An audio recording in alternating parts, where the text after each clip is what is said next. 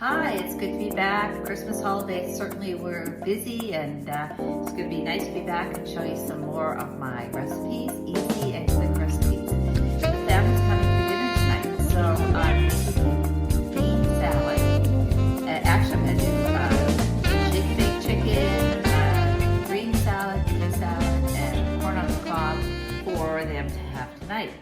Now this recipe you can make a few days ahead of time because it tastes really good after it sits. So I'm using 2/3 of a cup of sugar. This is for the dressing. I'm using a teaspoon of celery salt. Now, I have never tried this without the celery salt, so I can't promise that it will be as good. But if you don't have celery salt, maybe you could try a little thyme or basil, rosemary. So into that, I'm going to add half a cup of oil. I'm using canola oil, but you can use olive oil, avocado oil, whatever you prefer.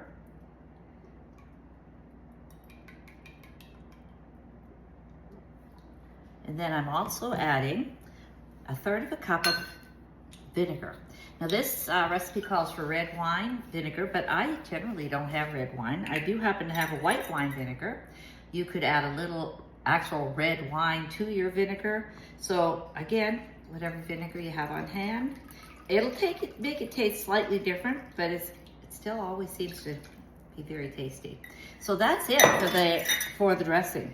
So I'm gonna give this a really good whisk because you want the sugar certainly emulsified into the oil.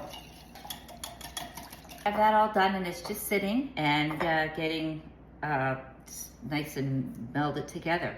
So in your bowl, you're going to put a can of cut green beans.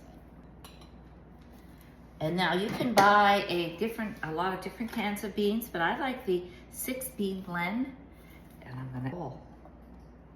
It calls for a red and green pepper, but what I've done is I've mixed orange, red, yellow, and green, about 1/4 of each, and cut that up because I really like a lot of color in my salads. And a red onion. I didn't put a whole red onion in, but if you like a lot of onion, you certainly can. So that's basically it.